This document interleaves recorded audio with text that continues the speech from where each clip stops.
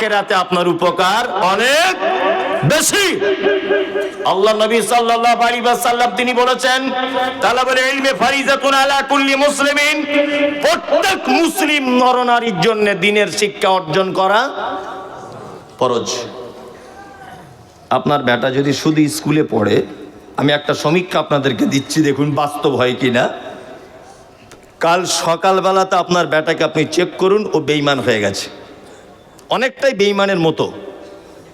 যদি বলছেন এটা কেমন কথা বললেন আপনি, অবশ্যই আপনার বেটা যে শিক্ষা অর্জন করছে কোরআনের সঙ্গে মারাত্মক সংঘর্ষ আছে, ভালো করে বুঝবেন।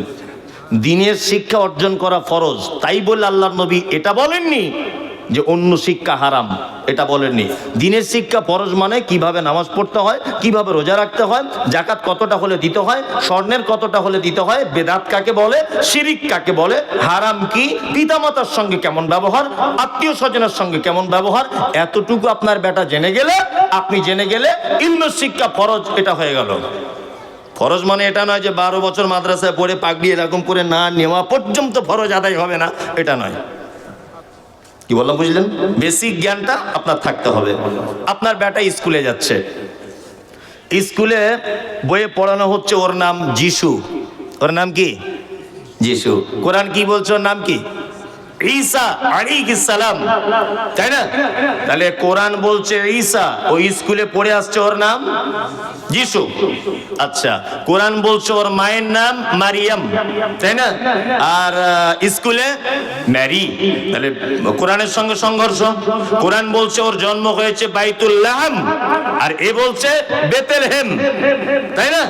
আচ্ছা, কোরআন কি বলছে? ফাইন্না খলাকনাকুম মিন তুরাবিন সুম্মা মিন নুতফাতিন সুম্মা মিন আলাকাতিন সুম্মা মিন মুদগা, নিশ্চয়ই মানুষকে মাটি দিয়ে সৃষ্টি করা হয়েছে। এটা কোরআন বলছে কি বলছে না?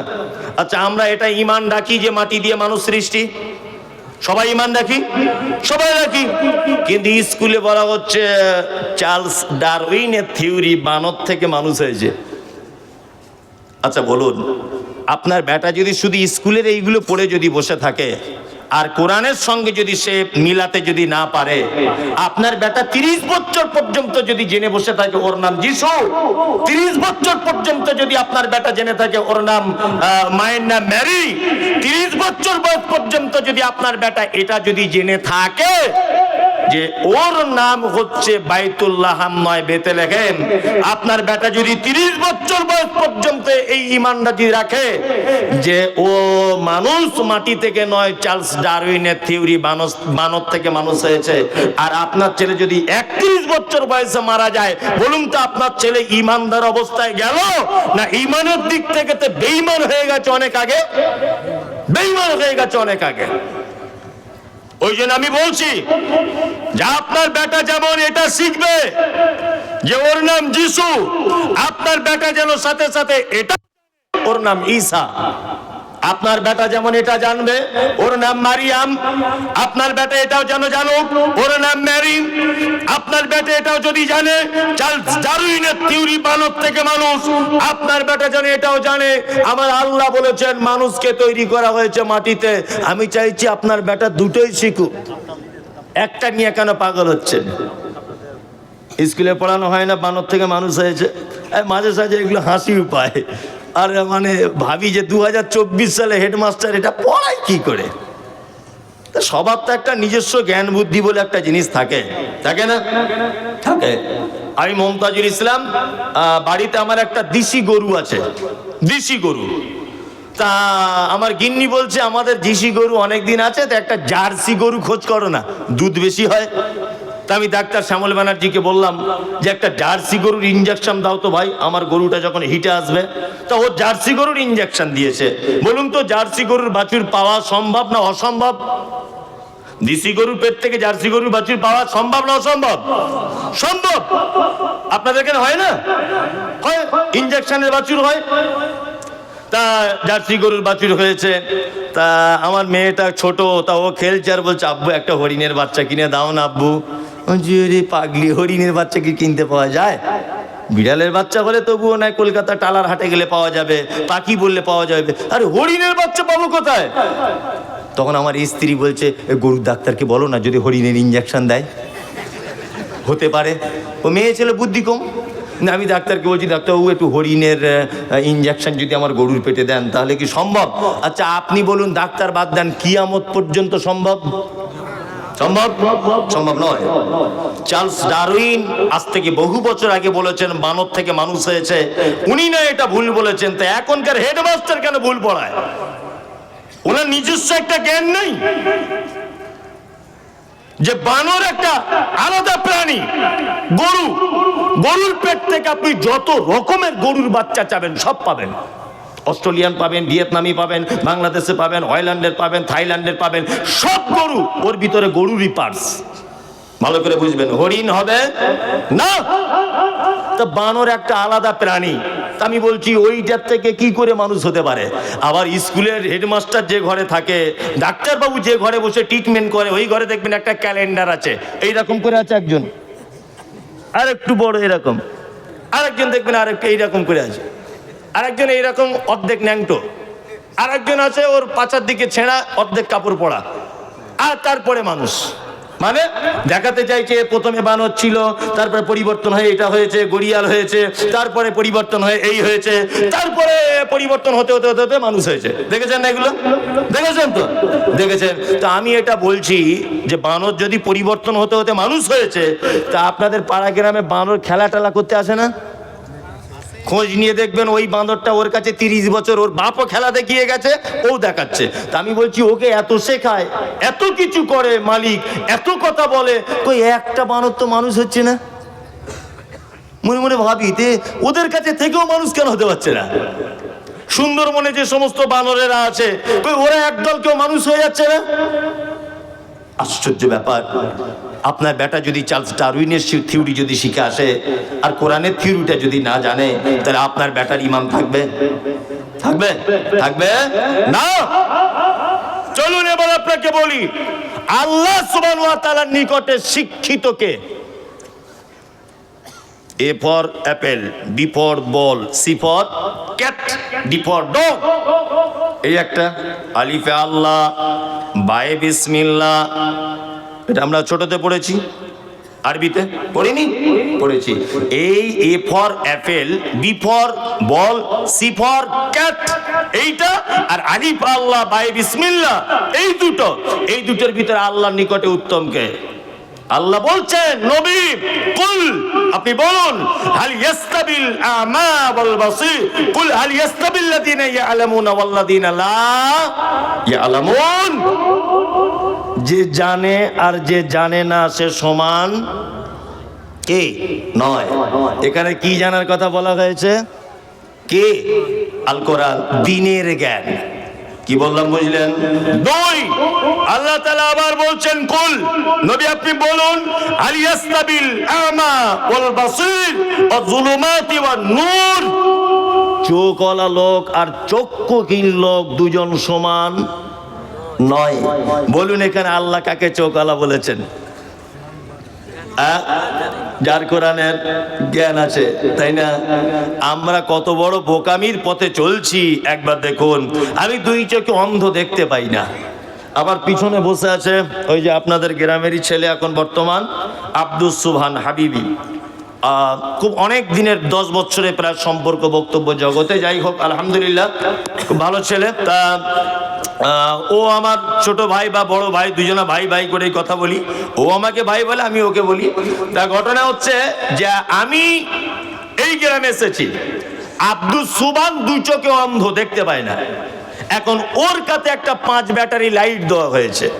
যে যদি বলা হয়, এই সুবহান তুমি মুমতাজুল ইসলামকে একটু মেন রোডটা পর্যন্ত পৌঁছিয়ে দাও, বলুন তো ওর পক্ষে সম্ভব না অসম্ভব? লাইট তো আছে, তাও অসম্ভব। অসম্ভব, কারণ ও তো মেশিন খারাপ, তাই না? ও তো চোখ নাই। আমি অবাক হয়ে যাই, অবাক। আজকে মসজিদের মূল দায়িত্বে যে লোকটা, সে লোকটা এক ওয়াক্তে নামাজ পড়ে না, শুধু দায়িত্ব পেয়েছে কারণ তার গ্রামে টাকা বেশি আছে তাই। একদম হাদিস এবং কোরআনের ব্যাপারে কোনো জ্ঞান রাখে না। আল্লাহ সুবহানাহু ওয়া তাআলা বলছে, যার ভিতরে দ্বীনের জ্ঞান নেই সে অন্ধ। তা অন্ধ লোককে দিয়ে কখনো জাতি সঠিক রাস্তা পায়? পায়? কথাগুলো বাস্তব বলছি, রাগ হচ্ছে না তো? আর রাগ হলেও কিছু করার নেই, আমি তো আর আসবো না সহজে, এখন আজকে বলে পালাবো আর তো আসছি না, তাই না? খুব সাবধানে আল্লাহ সুবহানাহু ওয়া তাআলার ভাষা শুনুন। চলুন তাহলে দুটো শিক্ষিতর মর্যাদা দেখিয়ে দিলাম, এবার আপনাকে দেখাবো শিক্ষিত মানুষের মর্যাদা কতটা। শিক্ষিত মানুষের মর্যাদা কতটা এবার বলে দিই। এক, ইসলামে কুকুর বাড়িতে রাখা এটা বৈধ না অবৈধ? অবৈধ। এখানে শায়েখরা বসে আছেন, প্রয়োজনে রাখতে পারে যদি তাকে ট্রেনিং দেওয়া হয়, প্রশিক্ষণ প্রাপ্ত কুকুর, যে এইটা আমার মাল আর এইটা অন্যজনের মাল। বাড়ির লোক ঘরে ঢুকলে এরকম করে ডাকে না, অন্যজন ঢুকলে কিন্তু ও খেপে যায়। ভালো করে বুঝবেন, তার মানে ও জানে যে এটা আমার বাড়ির লোকের ছোট বেটা, এটা আমার বাড়ির লোকেরই বেটি, এটা আমাদের ঘরের চড়ে বেড়ানো মুরগি, আর এটা অন্য লোকের মুরগি গেলেই ধরতে চায়। ভালো করে বুঝবেন, এই রকম কুকুর যদি হয় তাহলে ইসলাম বলেছে তুমি তোমার ধানের জমিটা, তুমি তোমার পোল্ট্রির ফার্মটা, তুমি তোমার গোট ফার্মটা, তুমি তোমার গরুর ফার্মটা, তুমি তোমার বাড়ি ঘরদোর চৌকি দেওয়ার জন্য প্রয়োজনে রাখতে পারো, কোনো সমস্যা নেই। প্রশিক্ষণ প্রাপ্ত কুকুর যদি না হয়, ওই কুকুর যদি কেউ ঢং করে বাড়িতে যদি রাখে, প্রত্যেক দিন তার আমলনামা থেকে 2 কেরাত অর্থাৎ 2টি উহুদ পাহাড়ের সমান নেকিকে আল্লাহ মাইনাস করে দিবে। তার মানে কাল সকালেই ঝাঁটা মেরে বার করুন যাদের বাড়িতে আছে। কি বললাম বুঝলেন? তার মানে মুহাম্মদ সাল্লাল্লাহু আলাইহি ওয়াসাল্লাম শিক্ষিত মানুষ তো দূরের কথা, শিক্ষিত কুকুরকে পর্যন্ত মর্যাদা দিয়েছেন। কথাটা কত দামি এটা আপনার মনে হয় মাথায় ঢোকেনি। আমি কি বলছি, শিক্ষিত মানুষের মর্যাদা তো যা আছে আছে, শিক্ষিত মানুষের থেকে শিক্ষিত কুকুরও যদি হয়, আল্লাহ নবী সাল্লাল্লাহু আলাইহি ওয়াসাল্লাম বলেছেন তুমি বাড়িতে লালন পালন করো, প্রয়োজনে কাজে লাগাও, কোনো সমস্যা নেই। এইবার আপনাকে আমি বলছি, আমরা কি বর্তমানে শিক্ষিত মানুষদের সম্মান দিয়েছি? ধরুন একটু করে দিয়েছি? দেইনি। বর্তমান মুসলমানদের উপরে যত অত্যাচার, অনাচার, অবিচার, জুলুম, নির্যাতন, দ্বিধাদ্বন্দ্ব, সাম্প্রদায়িকতা, এক অপরের সঙ্গে ঠেলাগুচা যা কিছু হচ্ছে, তার একটা কারণ শিক্ষিত মানুষদের মর্যাদা দিতে পারি নেই। বাস্তব চিত্র এবার আপনার কাছে তুলে ধরছি। রাজনৈতিক লোক যারা আছেন কিছু মাইন্ড করবেন না, আমি রাজনৈতিক লোক নয়, জাস্ট বোঝানোর জন্য কথাটা বলছি। এক, আমার পিছনে বসে আছে আব্দুল সুবান, ও একটা MBBS ডাক্তার ধরে নেন, আর আমি রিক্সা চালাই, লেখাপড়া জানি না। এখন ও লন্ডনে থাকতো, হঠাৎ বাড়ি এসেছে, ও বাড়ি এসে এখন নির্দলে ভোটে দাঁড়িয়েছে, পঞ্চায়েত ভোটে, আর আমি নিরক্ষর, আর আমি দাঁড়িয়েছি বর্তমানে যে শাসক দল আছে এই রানিং পার্টিতেই আমি দাঁড়িয়েছি। আচ্ছা বলুন, যেদিন ভোটের রেজাল্ট বার হবে জিতবে কে? সত্যিটা বলুন। হ্যাঁ, আমি জিতবো, কারণ আমি এখন লেভেল পার্টিতে দাঁড়িয়েছি, তাই না? এবারে ও হেরে গেল, ও কিন্তু বিশাল এলাকার 1 নম্বর শিক্ষিত লোক নিয়ে, এখন আমি হলাম MLA, ধরে নেন আমি MLA, আমি এখন পার্লামেন্টে গেছি, কিরকম করে বসে আছি, নিয়ে পার্লামেন্টে আলোচনা হচ্ছে কি হবে, যে ছক্করনগরে মাদ্রাসাটা ভেঙে দিতে হবে। ভালো করে বুঝবেন, ইংলিশে লেখা, আমি তো লেখাপড়া জানি না, টাকা পয়সা ছিল, পার্টির ক্ষমতা ছিল, জিতেছি, লেখাপড়া জানি না। ওখানে ইংরেজিতে লেখা আছে ছক্করনগর মাদ্রাসাটা 100 বছর হয়ে গেল, ওটা ভাঙার সরকারিভাবে আদেশ দেওয়া হলো। এই সব MLA সব সই করো।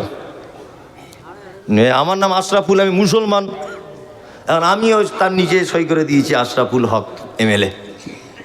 এইটা এখন সোশ্যাল মিডিয়াতে ভাইরাল হয়ে গেছে যে মমতাজুল ইসলাম, আশরাফুল ইসলাম MLA, ওরও সই করা আছে, মাদ্রাসা ভাঙতে হবে। আসুক শালা এবার বাড়িতে, ঠিক এই ভাষা, আসুক শালা বাড়িতে এবার, ভোট তোমার 12:30 বাজিয়ে দেবো, তুমি আমাদের মাদ্রাসা ভাঙার পক্ষে তুমি ওখানে সই করেছো, বিয়াদব, রাস্তা অবরোধ করছে। এই বোকা কোথাকারে, আমার দোষ কি? তুমি তো আমার মতো গরুকে ওখানে পাঠিয়েছো, আমি তো লেখাপড়া জানি না, আমি তো ইংরেজি বুঝি না, তোমারই তো ভুল, তুমি আমার মতো গরু অশিক্ষিতকে তুমি পাঠালে কেন ওখানে? তুমি একটা যোগ্য লোককে হারিয়ে দিয়েছো। কি বললাম বুঝতে পারছেন না? তুমি একটা যোগ্য লোক, তাকে তুমি হারিয়ে দিয়েছো। আর আমার মতো একটা গরু, এক কলম লেখাপড়া জানে না, সই করতে জানে না, ওকে পাঠিয়ে দিয়েছে পার্লামেন্টে। তার দ্বারাতে কোনো উপকার আসবে? আসবে না। রাজনীতি এখন সব রাজনীতি, সিপিএম বলছে চোর ধরো চোর ধরো, তৃণমূল বলছে চোর ধরো চোর ধরো, আরএসএস বলছে চোর ধরো চোর ধরো, অমুক বলছে চোর ধরো চোর ধরো। চোরটাই কে? সবাই তো স্লোগান দিচ্ছে চোর ধরো, তো চোর কে? তার মানে বোঝা যাচ্ছে এটা চোর পুলিশের খেলা। কি বললাম বুঝলেন? আমরা যাদেরকেই উপর মহলে পাঠিয়েছি তাদেরকে একটু যাচাই বাছাই করে পাঠানো উচিত। শুনুন, যদি উপর মহল থেকে কোনো বিল যদি পাস করে আসে, এসে যদি 56 নম্বর পর্যন্ত সেই বিল যদি পৌঁছায়, আর সেই লোকটা আপনি যদি তাকে ভোট দিয়ে থাকেন, তবু এটা কিয়ামতের মাঠে জবাবদিহি করতে হবে যে তুমি কাকে ভোটটা দিয়েছিলে, এটা আগে বলো। অত সহজ? আমার বাপ দাদা 14 পুরুষ একে ভোট দিয়ে এসেছে, আমাকেও যদি দিতে হবে, তার কি মানে আছে? আমি বিবেক বিবেচনা করব না? শিক্ষিত মানুষকে মর্যাদা দিতে শিখুন, শিক্ষিত মানুষের কাছ থেকে ভালো কিছু আশা করুন। তাছাড়া এ জাতি অচির এই বিপদের সম্মুখীন হবে। প্রথমে একটা কথা আপনাকে বলে এসেছি, সেটা হচ্ছে এই পৃথিবীতে একটা মাত্র শিক্ষা, যে শিক্ষা জাতিকে সঠিক পথ দেখাতে পারে, তার নাম আল কোরআন। বাকি যত শিক্ষা আছে, আর কোন শিক্ষা জাতিকে সঠিক পথ দেখাতে পারে না। ওই যে আপনার উত্তর 24 পরগনার কোন একজন এমপি, আমি তার নাম বলবো না, আমি রাজনৈতিক দলের তকমা দিয়ে দিবে এখনই, কিন্তু বাস্তব কথা, ভিডিও আমি ডাউনলোড করে রেখে দিয়েছি। ভোট যখন হচ্ছিল, মুসলিম বোরকা পড়ছে, ঘোমটা দিচ্ছে, ভোট চেয়ে চলে গেল। মানুষ ভোটও দিয়েছে আলহামদুলিল্লাহ। তারপরে একটা হিন্দু ছেলেকে বিয়ে করে নিল, তার সঙ্গে ডিভোর্স হয়ে গেল। এখন আর একটা ছেলেকে ধরেছে, বিয়ে করেছে। আজকের একটা ভাইরাল ভিডিও, সেই ছেলেটার বাড়িতে গণেশ পূজা করছে এই মহিলা এমপি, নিজে সেজদা দিচ্ছে ঠাকুরের সামনে।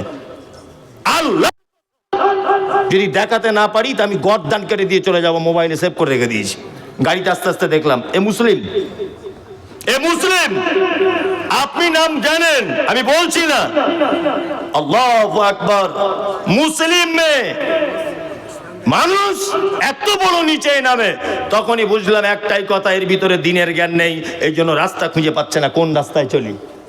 এ দুটো ধর্ম কি অপমান করছে, মুসলিমদের অপমান করছে, হিন্দুদের অপমান করছে। কি বললাম বুঝলেন না? দুইজনকে।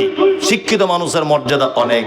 এইবার আপনাকে একটা সারা পৃথিবীর বিখ্যাত শিক্ষিত মানুষের গল্প শোনাবো।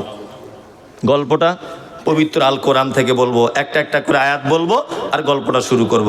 এক, শিক্ষিত মানুষের মর্যাদা আল্লাহ সুবহানাহু ওয়া তাআলা কেমন দিয়েছেন এবার দেখুন। আচ্ছা, এই আমার দিকে ফিরুন, এদিকে।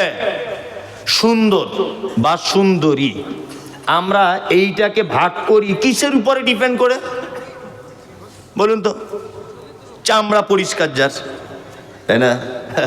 যার চামড়া পরিষ্কার, এই মেয়েটা খুব সুন্দরী। আপনার ব্যাটারি ধরে নেন, বহু মা দেখতে গেছেন, কি বলবেন? চামড়া পরিষ্কার, খুব সুন্দরী।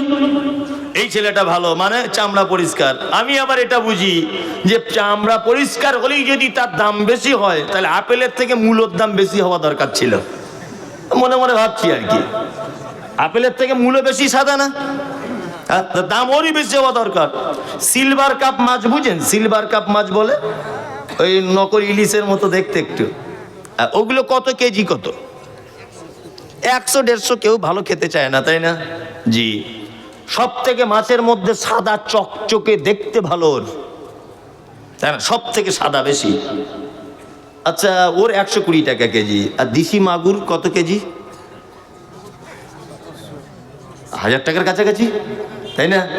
তা ও কি দেশি মাগুর সাদা না কালো? কালো। তো কালো তো আবার দাম বেশি কেন? তার মানে এটা বোঝা যায় চামড়া পরিষ্কার ও সুন্দর নয়, ওর দাম বেশি নয়। যার গুণ বেশি তার কে দাম বেশি, তাই না? যার গুণ বেশি তার দাম বেশি। এই দেখুন, আপনাকে এবার একটা মারাত্মক লোকের কথা বলি। এক, পবিত্র আল কোরআনে একটা লোকের নাম এসেছে, তার নাম লোকমান। সবাই নাম শুনেছেন না? লোকমান। লোকমানের বাড়ি কোথায়? না, যারা জেনারেল ছাত্র আছো বন্ধু, তোমরা সবাই জানো, তুমি বলে বলছি তোমাদের যারা স্কুলের স্টুডেন্ট তাদেরকে, যে দক্ষিণ আফ্রিকাকে বলা হয় দুর্ভিক্ষের মহাদেশ। দক্ষিণ আফ্রিকাকে বলা হয়। আর এই দক্ষিণ আফ্রিকার একটি শহর, তার নাম হাবাসা। যেটা বলি না আমরা হাবশি, হাবশি বেলাল বলি, জায়গাটা আসলে হাবশি নয়, হাবাসা। আর এই হাবাসার বর্তমান নাম হচ্ছে ইথিওপিয়া। এই ইথিওপিয়ার একটা প্রত্যন্ত গ্রাম্য এলাকায় জন্মগ্রহণ করেছিলেন একটি লোক, তার নাম লোকমান। কি নাম? লোকমান। তাফসীর ইবনে কাসিরে বলা হচ্ছে লোকটা দেখতে কেমন ছিল? ঠোঁটগুলো ছিল মোটা, মাটির দিকে ঝোলা, আর কালো কুচকুচ কুচকুচ কুচকুচে লোক, রাতের আঁধারে দেখতে পাওয়া যাবে না। চুলগুলো পাখির বাসার মতো কালো, আপনার ঝাপটা বাঁধানো মতো, আর চওড়াই ছিল খুব। লোকমান তার নাম। আচ্ছা বলুন, লোকমান দেখতে খারাপ, ঠোঁট মোটা, এবং তিনি ছোটতে ফার্নিচারের কাজ করতেন, এবং তিনি মেষ পালন করতেন, বকরি চড়াতেন, এবং তিনি অন্য লোকের অধীনে কাজবাজ করতেন। একটা লোক চাকর বলা যেতে পারে একজনের। এই লোকটার জ্ঞানকে আল্লাহ তাআলা এত প্রাধান্য দিলেন যে এর জ্ঞান তো প্রাধান্য যা দিলেন, এর নামে একটা সূরা অবতীর্ণ করে দিলেন। কি বললাম বুঝলেন? এর নামে সূরা অবতীর্ণ করে দিলেন। আল্লাহ সুবহানাহু ওয়া তাআলা লোকমান হাকিমকে রাখাল থেকে টেনে এনে আনলেন কোথায়? কোরআন মাজিদে। লোকমান হাকিমের জ্ঞান কেমন এই দেখুন, আপনাকে দেখাই। লোকমান হাকিম একদিন মেষ পালনকারী হিসাবে জঙ্গলে এদিক ওদিকে মানে বকরি টকরি চড়িয়ে বাড়ি এসে বসে আছেন লোকমান হাকিম। তার একটা লোক এসে তার মালিককে বলছে, মালিক, তোমাদের লোকমান হাকিমের খবর জানো? তোমাদের লোকমান হাকিম শুধু বকরি চড়ায় না, ও লোকজনকে নিয়ে মসজিদের ভিতরে বসে, ফাঁকা জায়গাতে বসে দিনের কথা আলোচনা করে, ওর ভিতরে অনেক জ্ঞান। তখন মালিক বলছে লোকমানকে একটু পরীক্ষা করা যাক। লোকমানকে একদিন মালিক হঠাৎ করে বলছে, লোকমান, আজকে বাড়িতে কি রান্না হয়েছে? বলছে বকরির গোস্ত। তখন বলছে লোকমান, এক কাজ করো তো, বকরির গোস্তের সব থেকে উৎকৃষ্ট দুটো অঙ্গ আমাকে এনে দাও, আমি খাবো। তখন লোকমান আনলেন জিভ আর হৃৎপিণ্ড, এই দুটো জিনিস আনলেন।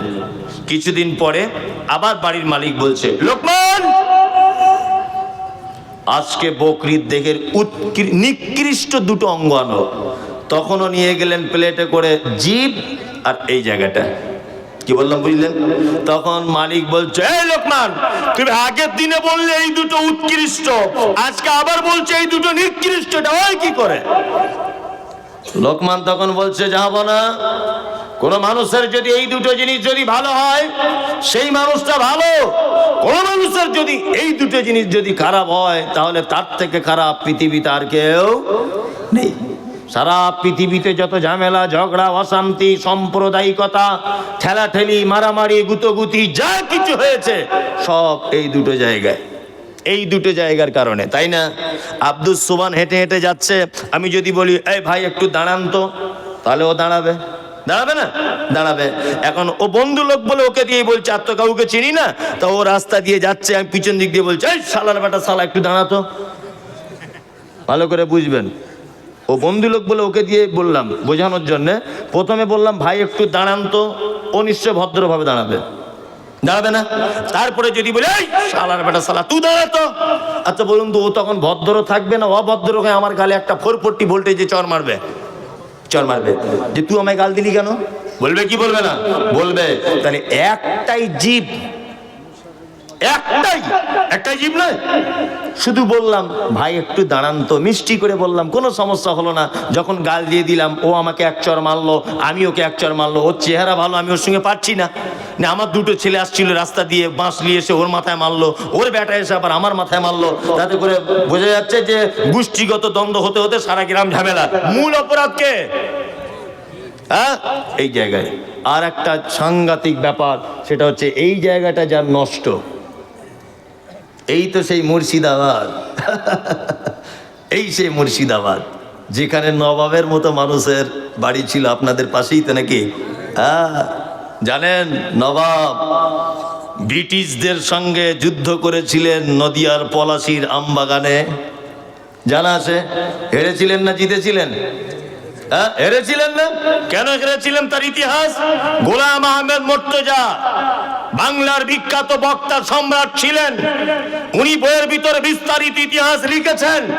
আমি ওনার বই থেকে পড়ে নকল করে আপনাকে বলছি, তবে ওনার ইতিহাসের সঙ্গে স্কুল সিলেবাসের ইতিহাস নাও মিলতে পারে, কারণ ওনার ইতিহাস চরম পর্যায়ের উন্নত মানের ইতিহাস। উনি বলছেন যে নবাব সিরাজকে পলাশীর আমবাগান থেকে পরাজিত করার, লাল পতাকা দেখিয়ে তাড়িয়ে দেওয়ার সব থেকে বড় ভূমিকা যার ছিল, তার নাম হচ্ছে মিস্টার মীর জাফর আলী।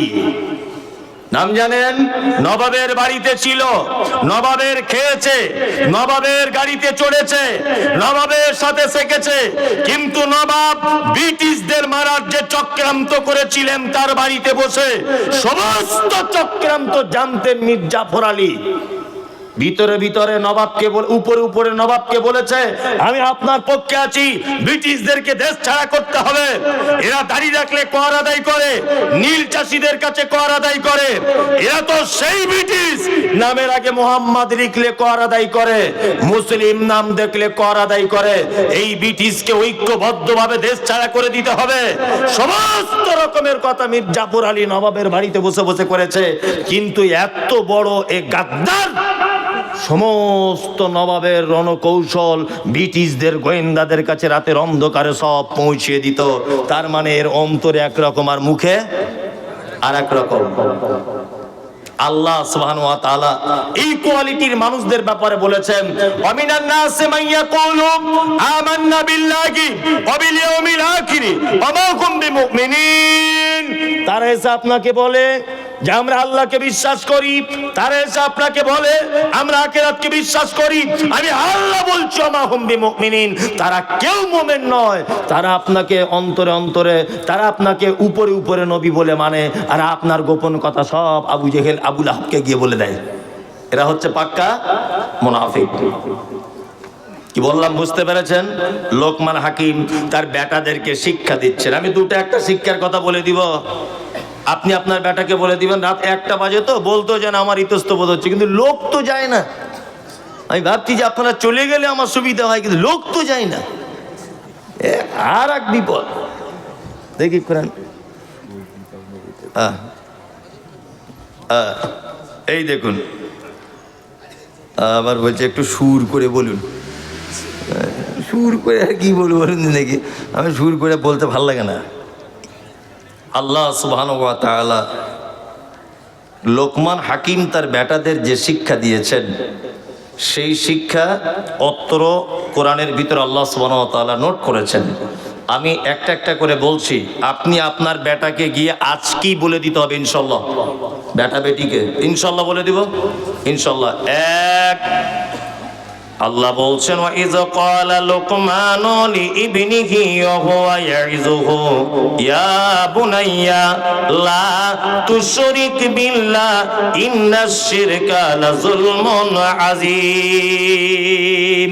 এক, লোকমান তার বেটাকে বলছে, আব্বু জীবনে যেন কোনোদিন শিরিক করবে না। এটা হচ্ছে একটা বড় শিক্ষা। আপনার পরিবারকে জাহান্নাম থেকে বাঁচাবার সব থেকে বড় শিক্ষা কি? আপনার পরিবারকে শিরিক থেকে বাঁচাতে হবে। শিরিক কাকে বলে এটা তো সকলেই জানেন, জানেন না? জানেন। তারপরেও বলে দিই, আল্লাহর যে ক্ষমতা আছে, এই ক্ষমতা পৃথিবীর অন্য কারো আছে, এটা মনে করা কি? বাচ্চা কাচ্চা হয় না, দেওয়ার মালিক কে? আল্লাহ। রুজি দেওয়ার মালিক কে? আল্লাহ। সুস্থতা অসুস্থতা, বাঁচানো, হায়াত মওত সব মালিক কে? আল্লাহ। তারপরেও দেখছি ড্রাইভার সাহেব হঠাৎ করে ব্রেক মেরে গাড়ি দাঁড় করিয়ে দিল। কি ব্যাপার? প্যাসেঞ্জারের সব নাক মুখ ফুলে যাচ্ছে, কি ব্যাপার? বলছে একটা বিড়াল চলে গেল সামনে থেকে। বাসের ড্রাইভার বলছে একটা বিড়াল চলে গেল। আচ্ছা বলুন, ও তো বিড়াল, ও তো নিজেই জান নিয়ে ছুটছে, অ্যাক্সিডেন্ট হয়ে যাবে কিনা? তো ও আপনার বাসের অ্যাক্সিডেন্ট হওয়া বা করার এই ডিপার্টমেন্টও আছে নাকি? আছে? নাই।